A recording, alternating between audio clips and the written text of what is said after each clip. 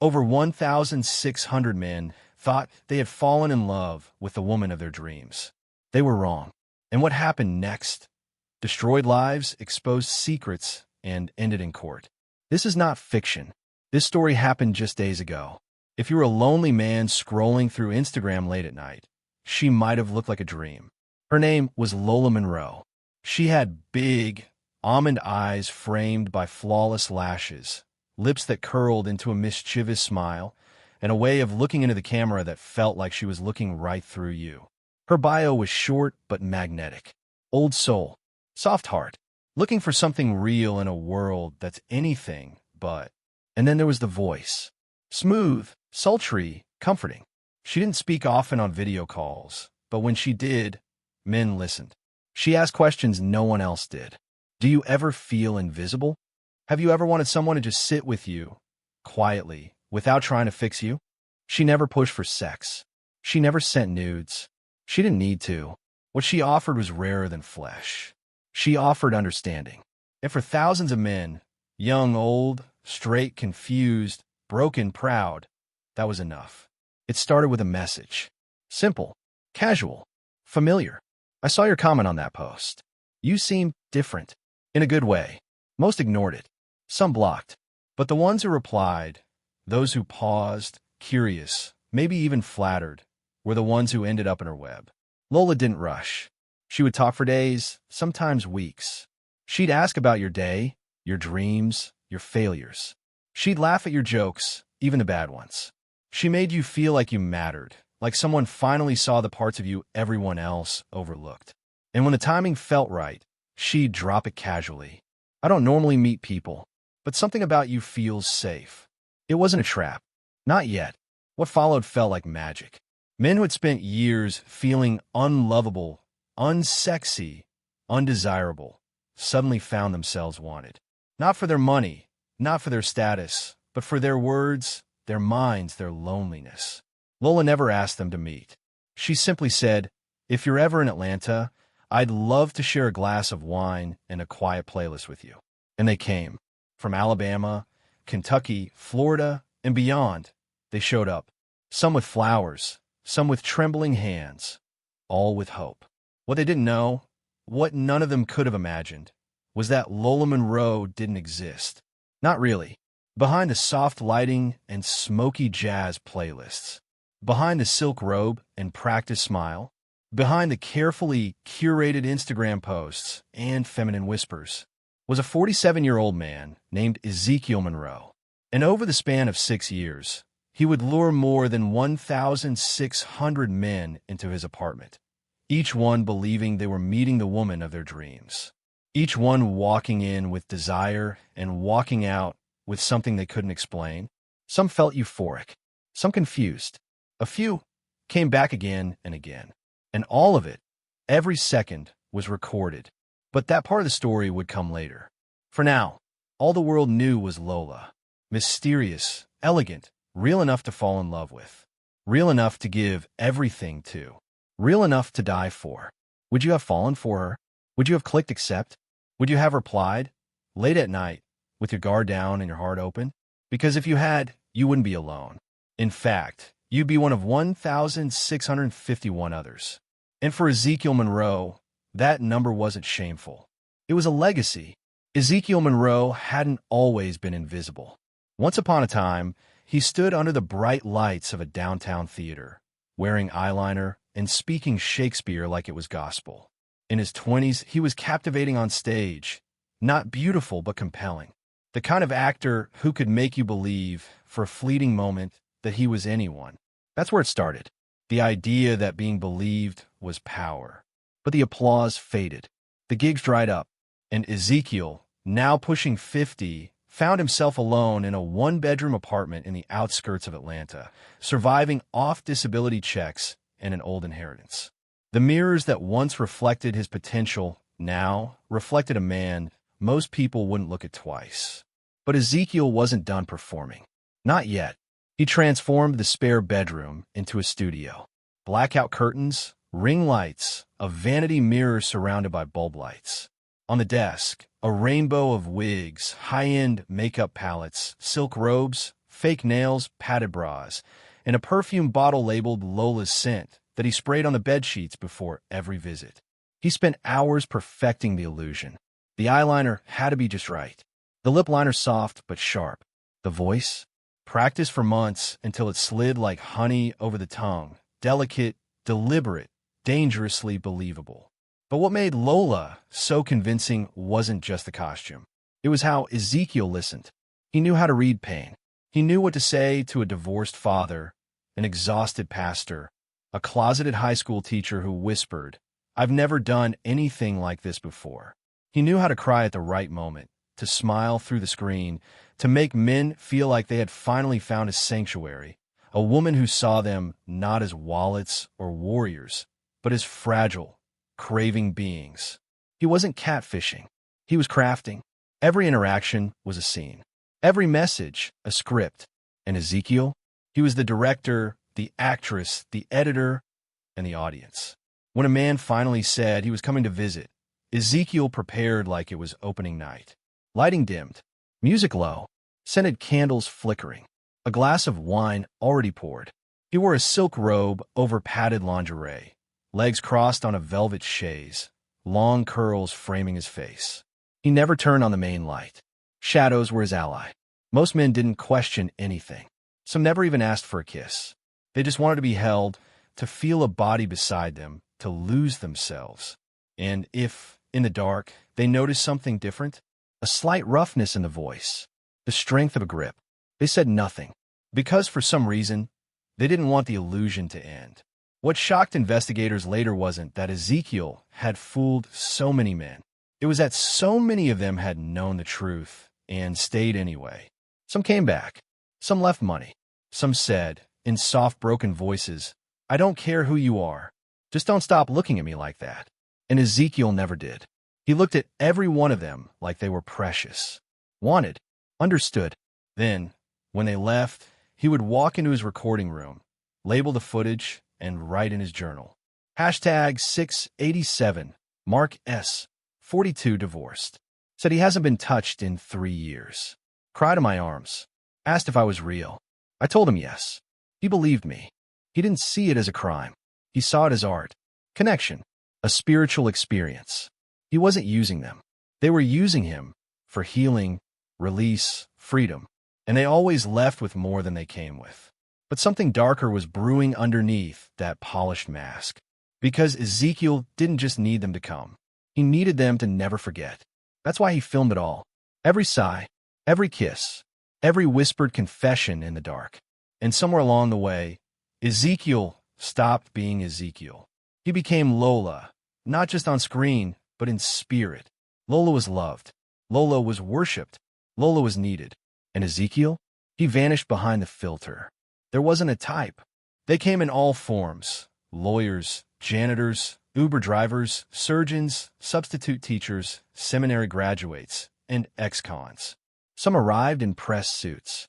Others in work boots, still caked in red Georgia clay. What bound them together wasn't background. It was hunger, the kind that hides behind titles and collars, that gnaws silently in the dark. And Lola, she knew how to feed it. Take Pastor Leonard Matthews, 52, from Macon. A man who had preached about sin and purity for 2 decades, father of 5, and beloved in his congregation. He first messaged Lola after stumbling on her TikTok at 2:43 a.m., the algorithm sensing something he hadn't admitted even to himself. Their conversation was sweet, spiritual even. Lola sent him poems. He sent her sermons. On the 7th night, he whispered through the screen, "I don't know why I feel safe with you." He showed up the following weekend with a Bible in his duffel bag and trembling hands. He left the next morning without saying goodbye. But 5 days later, he came back. And then again. And again. 6 times in total. On the final visit, he brought a ring. He knelt in that dimly lit room and said, "I don't care what the world says. I want this. I want you." Ezekiel didn't laugh. He just smiled and kissed his forehead. Then there was Jamari Collins, a 24-year-old nursing student with straight A's and a mother battling lupus. His friends described him as focused, disciplined, and not the type to get caught up in drama. He was on a dating app just to experiment. "See what's out there," he said. Then he met Lola. 3 video calls, 2 weeks of texting, and he booked a bus ticket to Atlanta. In his journal, which was later found beside an empty prescription bottle, Jamari wrote, "It was like she saw me, like she touched parts of me no one ever touched. But when I realized what she was, I couldn't stop. I didn't want to stop. What does that make me?" Some men broke down in tears the moment they walked in. Others spoke barely a word. They just reached for her, needing something they couldn't name. And when the night ended, they begged her not to judge them. Lola never did. She touched their faces gently, told them they were brave, that loving her didn't make them broken. It made them real. But it wasn't always tender. There were fights, confrontations, outbursts. One man, an off-duty police sergeant, punched a hole in the drywall when he saw Ezekiel's stubble in the morning light. Another man ran out barefoot, left his phone, wallet, and wedding band behind. He sent a single text later that night. "If you ever speak of this, I swear to God I'll end you." But even those who reacted with rage didn't always stay away. A month later, the sergeant came back. No words, no demands, just silence and longing. Ezekiel kept a leather-bound notebook filled with pages written in delicate cursive. Each man had a number, each encounter a title. Number 442, the husband who couldn't breathe at home. Number 812, the engineer who asked me to hurt him. Hashtag 1014, the youth pastor who wanted to be forgiven after.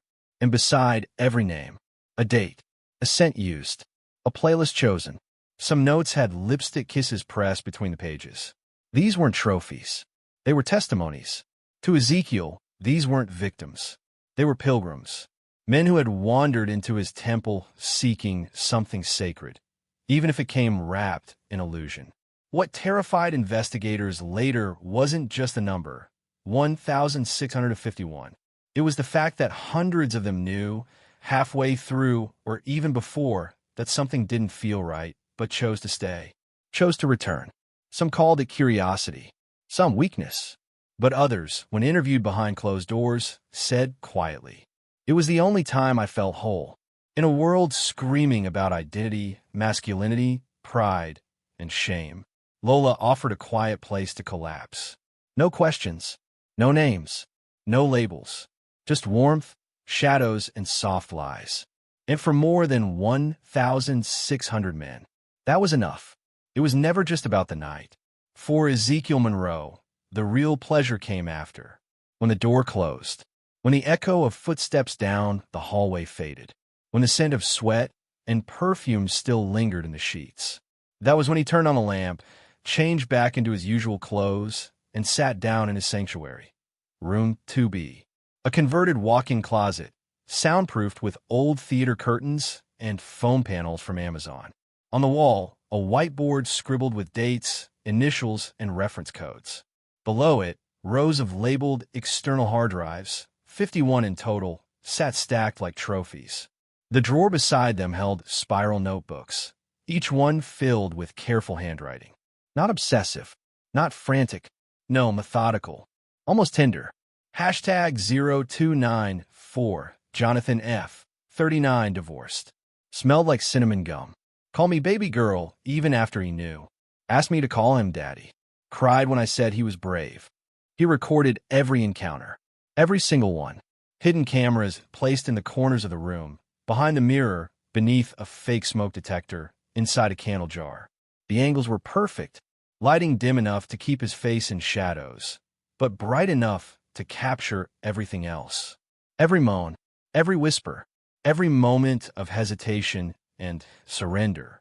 He edited each video with simple cuts.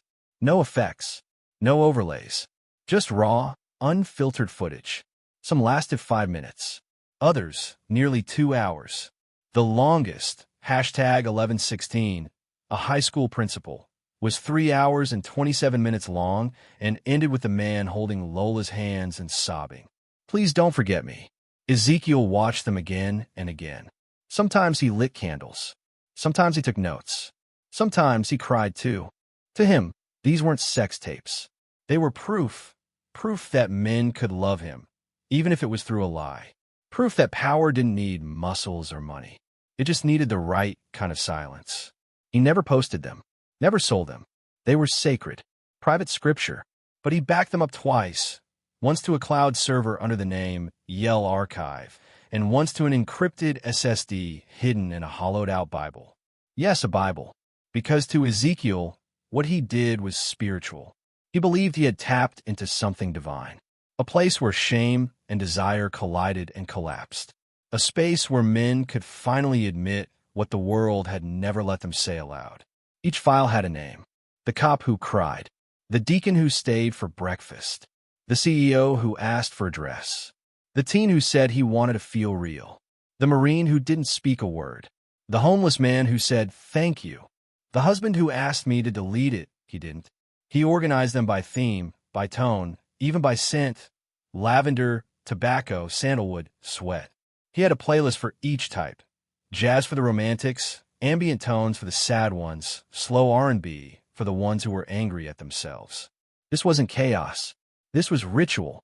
What Ezekiel didn't know, what he couldn't predict, was that one of those men, number 1427, had noticed the camera behind the mirror. He didn't say anything at the time, but he'd gone home and told his therapist. And when he found out that 2 other men in his group therapy circle had had similar experiences, all involving Lola from Atlanta, a storm began to brew. A slow, invisible wave.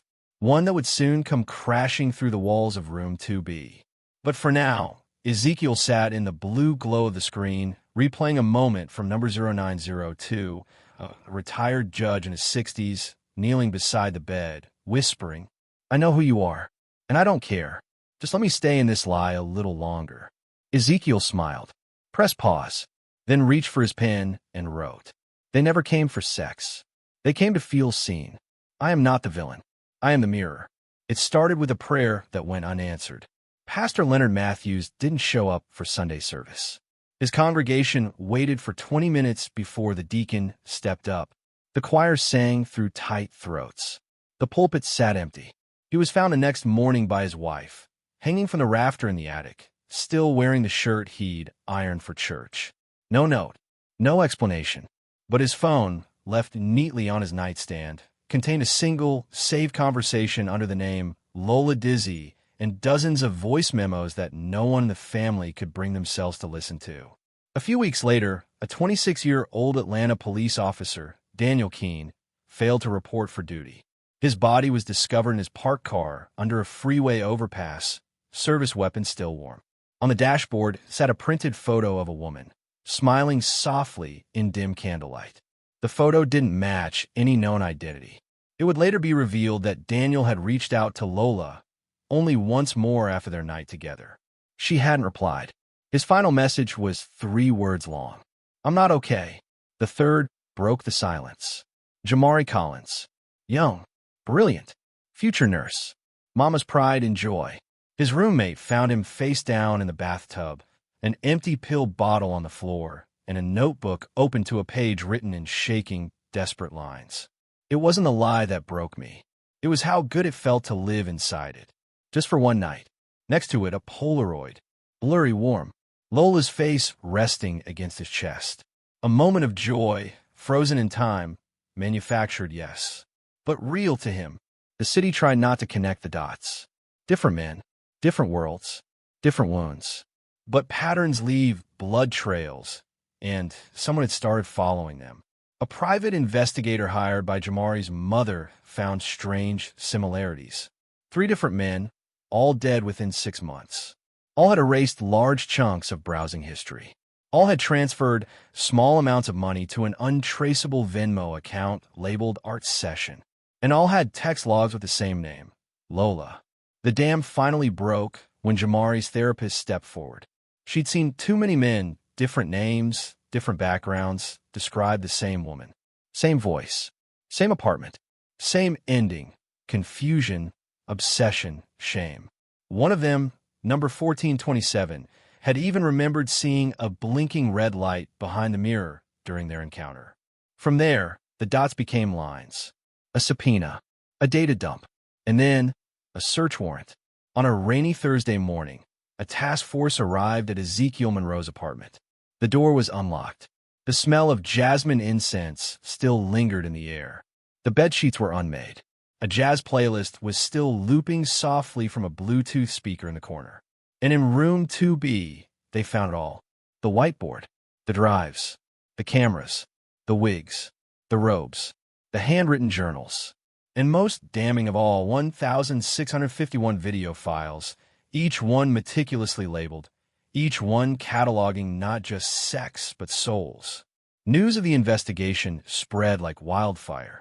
At first, it was buried, too strange, too shameful. But then someone leaked a video.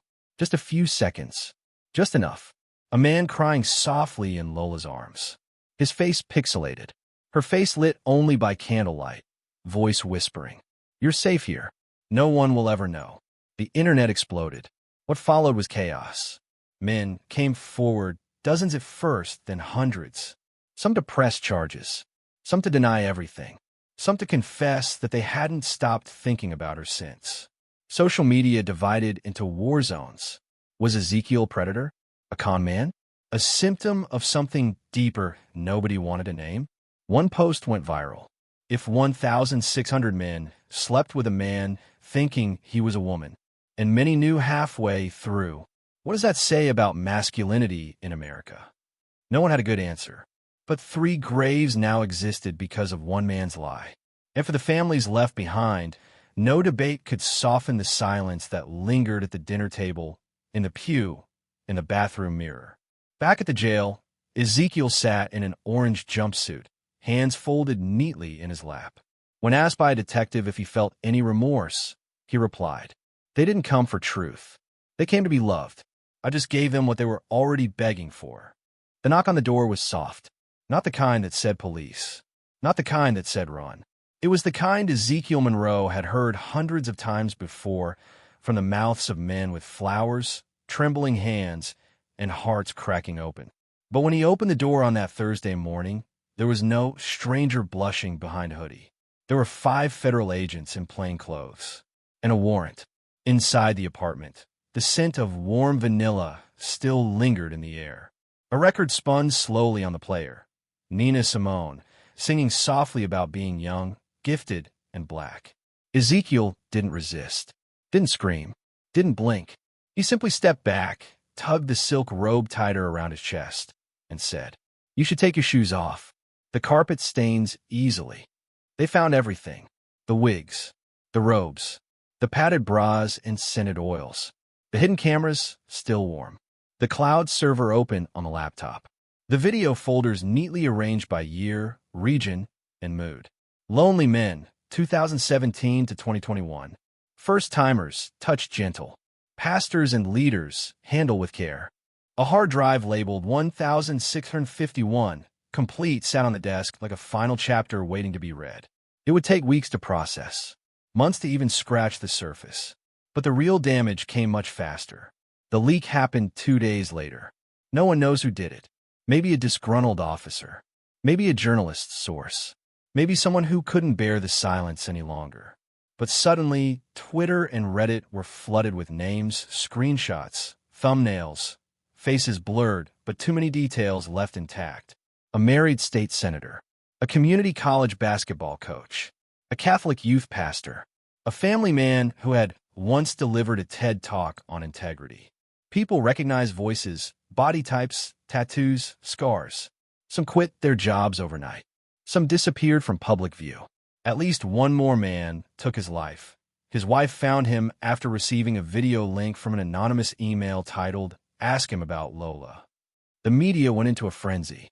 The Lola tapes. The seduction files. The biggest catfish case in U.S. history. Morning shows debated it. Nighttime podcasts analyzed it. YouTubers reacted to the leaked footage with tears, laughter, disgust. But no one could explain the strangest part. Why did so many men go back? Why did some return 5, 10, even 20 times after knowing the truth? Ezekiel said nothing. During interrogation, he sat still, almost statuesque. Only when asked why 1,651 did he finally speak. "Because that's when I felt full," he said. That's when the hunger finally went quiet. When asked whether he felt he'd manipulated these men, he shook his head. I didn't make them come to me. They found me. They stayed. To him, it wasn't deceit. It was service. I was a mirror, he whispered. And no one likes what they see in a mirror until it smiles back. The trial date was set. But even before Ezekiel could stand before a jury, America had already judged him. People screamed for justice. Others whispered about desire. Some said he was a monster. Some said he was a prophet of something we were too ashamed to face. Memes flooded the internet. So did death threats. A few lonely voices asked, what if he just gave them the permission they never had to give themselves? There were no answers. Just fallout. In a padded cell, monitored 24/7, Ezekiel kept to himself. He requested books on mythology, Jungian psychology, and the poetry of Sylvia Plath. When asked by the prison psychologist if he felt guilt, he paused, then offered, sometimes I think they cried because of what I did. But more often, I think they cried because of what they felt. And I was just the excuse to finally feel it. Outside, protests erupted in Atlanta. Not just against Ezekiel, but against the shame his actions had exposed. Pastors denounced him. Therapists tried to explain him. Victims, those who would speak, could barely say his name. But the word Lola still echoed in chat rooms, group threads, and confessions. Lola had been a lie, but the need behind her, that was real. The courtroom was packed, not just with reporters, lawyers, and families, but with ghosts. Ghosts of men who didn't want to be seen. Ghosts of secrets whispered in dark bedrooms. Ghosts of 1,651 nights that no one wanted to admit had ever happened. They called it the trial of illusions. But it wasn't just about Ezekiel Monroe. It was about what happens when desire, shame, and deception collide in a world built on denial. The prosecution opened hard. They called Ezekiel a predator, a manipulator, a man who exploited the loneliness of others for sexual gratification and psychological control. He didn't just lie, the DA told the jury. He recorded them. He categorized them. He watched them on loop like trophies. They played short clips in court, muted, faces blurred. The room went still. In one, a man wept softly into Lola's lap. In another, a man whispered, "Promise me this wasn't a dream." And in the next, a voice cracked as it said, "I think I've finally found peace." The prosecutor didn't need to add anything. The videos spoke for themselves. But the defense? They came with a different fire. Every one of those men came willingly, said Ezekiel's attorney, a former civil rights litigator turned defense specialist. Every one of them consented. What they didn't consent to was how they felt afterward. And feelings aren't crimes. She pointed to the line between deception and coercion, how Ezekiel never forced anyone, never threatened anyone, never impersonated a specific person, never asked for money or blackmailed. What if the thing that really terrifies us, she argued, isn't the lie he told, but the truth he uncovered in them? The jury shifted in their seats. Witnesses came and went, some brave, some reluctant, some wearing sunglasses and shaking hands. One former victim, now married with kids, testified in a barely audible voice. "I knew. Maybe not right away, but I knew. And I didn't stop. Because for the first time in my life, I didn't feel disgusting. I felt wanted." Another man sobbed uncontrollably on the stand. "He took something from me I can't get back. Not my sexuality. Not my pride. He took my reflection. I don't know who I am anymore." One of the most shocking testimonies came from a therapist who treated multiple victims. Some of these men weren't confused about their sexuality. They were confused about their worth. And Ezekiel offered them something dangerous. Unconditional affection without judgment, without clarity, and without consequence until there were consequences. The nation watched like it was a show. Late-night hosts made jokes. Podcasters debated morality. Churches warned of spiritual warfare. TikTok creators stitched video clips with captions like, "Am I the only one who gets it?" Lola was the symptom, not the disease.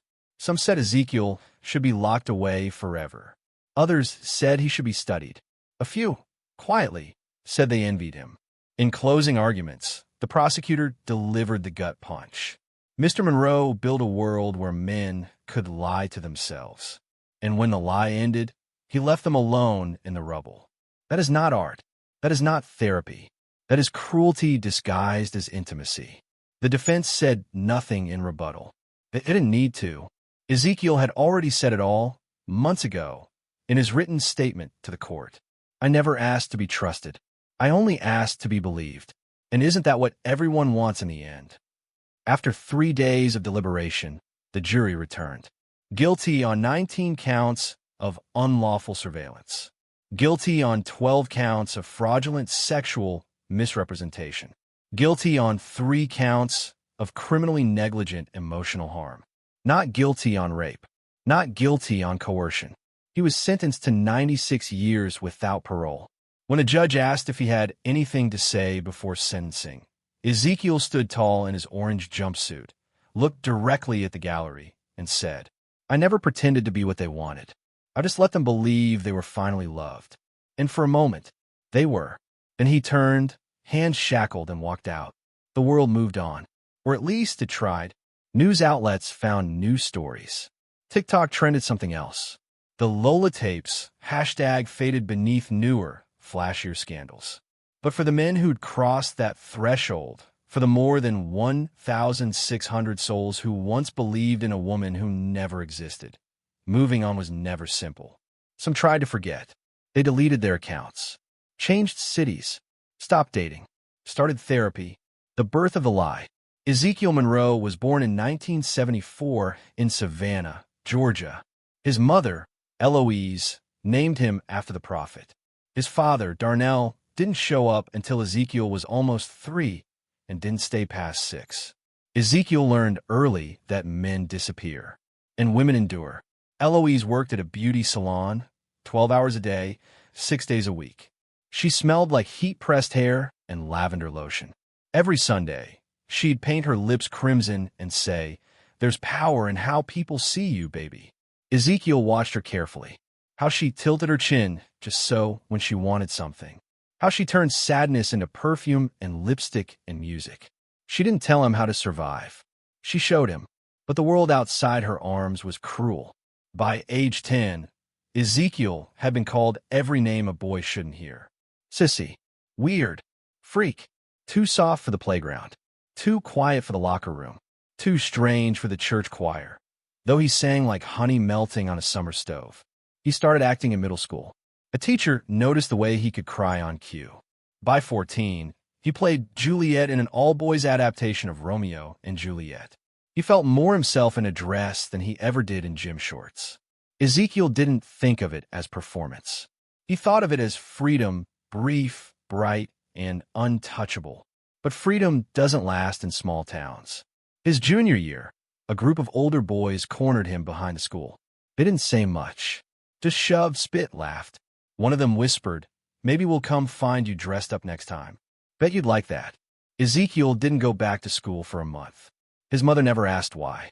By 22, he had moved to Atlanta and joined a small fringe theater company. He found solace in stage lights and shadowed curtains. No one asked about his past. Only if he could become someone else convincingly. He could. It was in those years that Lola first appeared, not as a con, but as a character. She was written into a short monologue he performed for a queer arts festival. A woman in a red robe, speaking directly to the audience about love, loneliness, and the sound of her own voice in an empty kitchen. People cried. Someone handed him a rose after the performance and said, I wish you were real. That night, in his studio apartment, Ezekiel lit a candle, put on the robe again, and looked in the mirror. He whispered, What if I was? But the shows dried up. The rent went up. Ezekiel began doing online voiceover gigs and private character work. He'd read poetry over phone calls for men in long-distance relationships. He'd record custom bedtime stories for lonely subscribers. It wasn't sex. Not at first. It was something closer. One night, a client asked if he could hear Lola again. He hadn't used a voice in years. But when it slid out of him, warm, sweet, aching, he felt something shift. The man on the other end whispered, I don't know who you are, but I think I love you. And Ezekiel, tired, broke, unseen, didn't laugh. He just said, I'm here.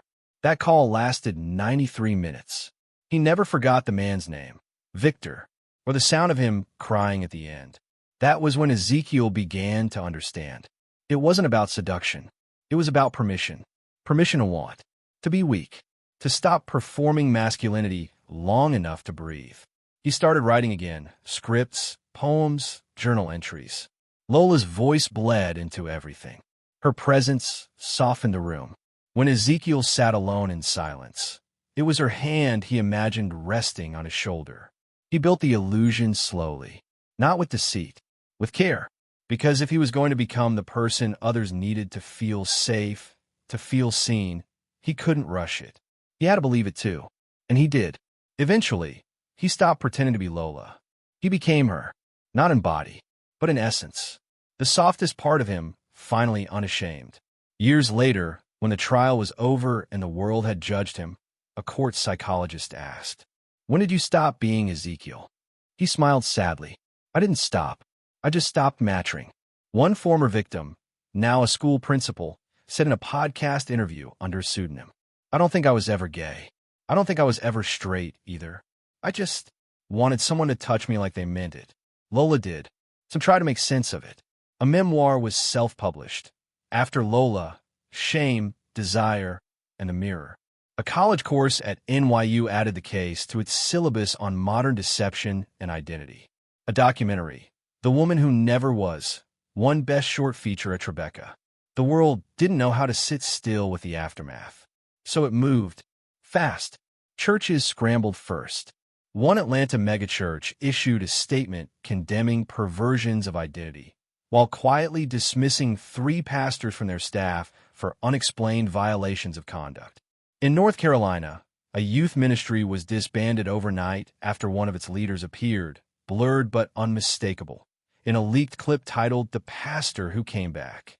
Therapists reported a spike in men asking for emergency sessions, not for what they had done, but for what they'd felt.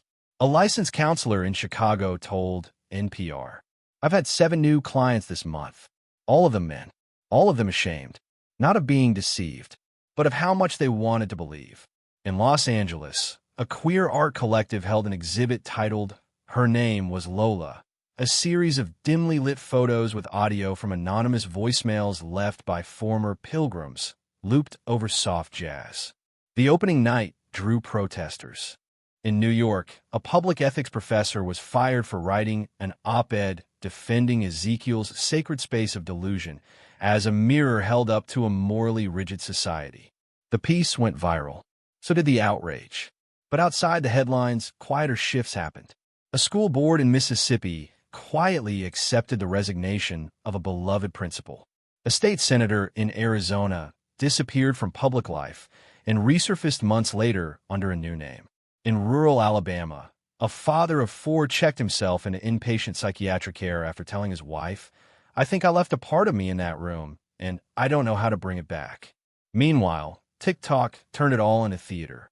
The hashtag Lola Effect trended for 2 weeks. Duets of men lip-syncing her voice, "You're safe here," while staring into the camera. Most were jokes. A few weren't. One user, a young ex-Marine, posted a video at 2:17 a.m. "Y'all ever miss a lie so much it hurts in your teeth?" It got 4.6 million views, and then was deleted. A Facebook support group formed called 651 and Counting. It wasn't for victims. It was for loved ones, wives, brothers, sons, people who had watched someone they loved change, soften, cry more, smile less, and then implode when the truth surfaced. The group's description read, "This isn't about what they did. It's about what it did to them and to us." In D.C., a proposed bill, the Digital Consent Act, aimed to make undisclosed digital recording of sexual encounters a federal offense. Opponents called it overreaching. Supporters called it too late. Academics debated whether the case was about gender identity, emotional manipulation, or systemic loneliness.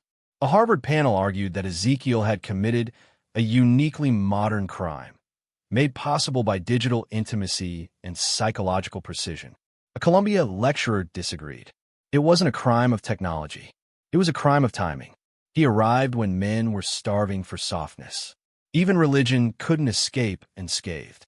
A retired bishop from Atlanta said in a closed-door clergy meeting, "We've spent decades telling men not to cry, not to need, not to feel.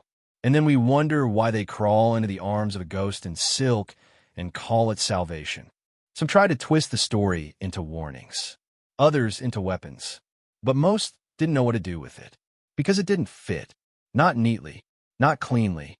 It wasn't assault, but it wasn't harmless. It wasn't love, but it wasn't void of it either. It was intimacy without clarity, and the world had no language for that. So they filled the silence with labels: pervert, manipulator, empath, monster, artist. Each one a way of not sitting too close to what the story really said. That even the strongest men, the most composed, the most respected, sometimes just wanted to feel held. But for others, no camera, no stage, no book could capture what had been lost. 3 men, 3 mirrors. 1. Caleb Wren, 41, youth pastor. Texas. Married. 2 kids. Soft-spoken. A man who spent 2 decades telling others that God loved them, even when he wasn't sure if anyone loved him back. He met Lola in late 2020, during the lockdown, when the silence in his home grew louder than any sermon. Their first conversation was about music. Their second was about shame. Their third never ended. He only visited once. In his deposition, he said, "She didn't try to seduce me. She asked me what I needed most. And I said, to be held like I wasn't disgusting." He cried before even touching her. She didn't laugh. She just whispered, "You're allowed to need things, Caleb." The next morning, he left a $20 bill on the nightstand and a handwritten note that read, "Thank you for not saving me. Just sitting with me in the dark." 2 years later, during the investigation, his wife found that note folded in his Bible, tucked between Psalms and Lamentations. She never spoke of it. She didn't need to. 2. Brandon Ortega, 29, EMT. New Mexico. Fast hands. Quick decisions. Always the calm one at the scene of a wreck. But inside, something trembled. He didn't think he was gay. Didn't think he was broken. Didn't think really at all until Lola. He met her after a car crash that killed his 6-year-old girl. He couldn't sleep. Couldn't eat. He just wanted someone to see him as more than a responder. Lola said nothing at first. Just listened. And that's what undid him. Brandon visited twice. The second time, he stayed the whole weekend. They didn't have sex. He just lay with his head in her lap, whispering stories he hadn't told anyone. When he asked her, "Why do I feel like you already know me?" She smiled. "Because you've been waiting to be known." During the trial, Brandon testified anonymously, behind screen. "I knew something was off, but I didn't care. Because for 48 hours, I wasn't a body covered in blood or a man hiding from himself. I was just wanted." He now leads a support group for first responders with trauma. He tells them the truth. Not about Lola, but about the night he learned silence can be holy. 3. Elijah Monroe, 61, retired principal. Mississippi. No relation to Ezekiel. A man of routine. Coffee at 7. Church at 9. Lawn trimmed every Thursday. He had never cheated on his wife. Never drank more than 1 beer. Never even cussed in public. And yet, he clicked the message from Lola after reading her bio. Old soul. Soft heart. Something about it felt like home. He visited her 3 times over 9 months. The third time, he said he couldn't come back. Not because he didn't want to, but because he was starting to want to leave his life behind.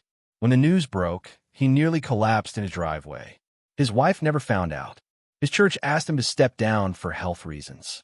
He started smoking again. Took long walks at dusk, always with a hoodie pulled low. A year later, he submitted a testimony letter to the court under seal. It read in part, "I wasn't tricked.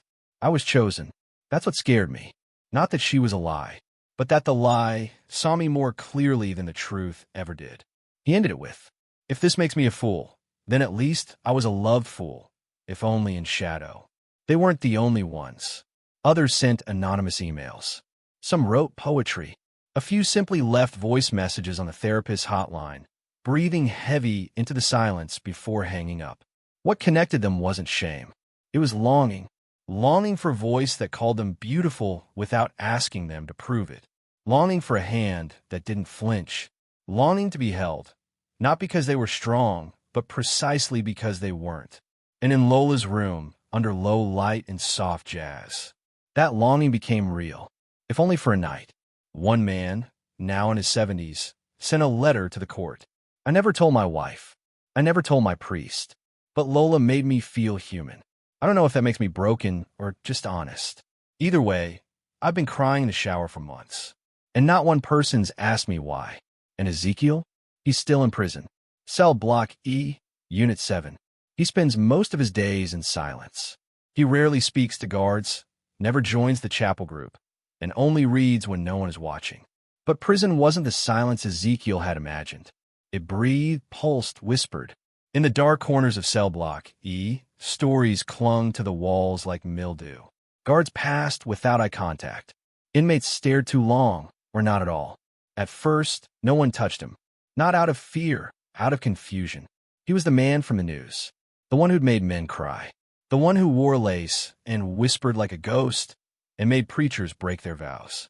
And nobody knew what to do with that. They didn't call him Ezekiel. They didn't call him Lola. They called him Mirror, low and sharp like a warning. In the first week, a gang member from Block D asked if he could make me feel like them. Ezekiel didn't respond. The second week, someone left a flower, wilted but carefully placed, on his tray in the cafeteria. No one claimed it. By the third week, a guard named Clay muttered, "You should have been a priest. The way they talk about you." But Ezekiel didn't answer praise. He didn't crave punishment. What he wanted was obscurity, because fame in the outside world had meant attention. In here, it meant danger. One night, a young man named Julio from Cell 5, he sat across from him in the rec room. Didn't speak, just stared. Ezekiel, still holding a copy of the picture of Dorian Gray, looked up. "What do you see?" he asked softly. Julio blinked. Someone who got too good at pretending to be what people needed. There was no malice in his voice, just a strange kind of reverence. He didn't speak to Ezekiel again, but every Tuesday, he left an apple outside his door. Ezekiel began keeping notes again, not in leather journals. Those were taken during evidence processing. Now he wrote in the margins of borrowed paperbacks. Inside the bell jar, he scribbled, "Clay called me the virus of desire." I think he meant it as an insult. But what if it's true? In Crime and Punishment, beside a line about guilt, he wrote, "I never felt guilt when they were in my arms. Only now, when no one is." A year into his sentence, they moved him to a different unit, more isolated, less curious. Here, men spoke less. One of them, a war veteran named Royce, asked him straight out, "Why'd you do it? Why pretend to be a woman?" Ezekiel stared at the ceiling. "I didn't pretend to be a woman. I pretended to be wanted." Royce laughed, dry and broken. "Hell, ain't that what we're all doing?" From then on, Royce brought him books. Nothing romantic. Mostly theology, psychology, Greek tragedies. But once, just once, he slipped a slim novel through the bars. "Call me by your name." No words exchanged. Just a nod. A quiet understanding that loneliness had many dialects. In therapy, Ezekiel remained guarded. But one day, the counselor asked, "Do you ever miss her?" "Lola." And Ezekiel, who had spent 12 months without speaking her name, finally replied, "She was never separate from me. She was the best version of me. The one who could love without fear. The one who listened." He paused. "I don't miss her. I miss what she brought out in them." When asked if he believed he'd harmed anyone, he responded, "I gave them something their lives never did. A mirror that didn't flinch." But mirrors don't thrive in prison. There are no soft lights, no jazz playlists, just flickering fluorescence and the hum of regret. Still, every month, the letter came. From number 1372. Always typed. Always ending the same way. "I still remember the way you looked at me. No one has looked at me like that since." One morning, Ezekiel woke to find a folded paper slipped beneath his door. Not from an inmate. Not from a guard. From the prison janitor. It read, "My brother was one of the 1,651. He didn't kill himself, but something in him faded. I hated you until I listened to his old voicemails. He sounded happy, even if it was a lie. Now I don't know what to think. Maybe that's the worst part of what you did. You made the world more confusing." Ezekiel folded the note and tucked it inside his pillowcase. His favorites: Carl Jung, Virginia Woolf, a tattered copy of the picture of Dorian Gray. When asked by a prison psychologist if he regrets anything, he said, "I regret that they had to find out. Not because it was a lie, but because the lie was all they had. No one visits. No one writes. Except for one man, a 28-year-old from Ohio who'd once been number 1372. He sent Ezekiel a letter every month. Never romantic, never angry. Just one page, always ending the same way. I still remember the way you looked at me. No one has looked at me like that since. I hope you're eating well." The debate never truly ended. Some say Ezekiel was a manipulator. Others say he was a mirror held up to a society terrified of its own reflection. But most say nothing, because how do you talk about something you still don't understand? How do you mourn a love you were never allowed to name? 1 year after the verdict, a candlelight vigil was quietly held in a small park in Atlanta.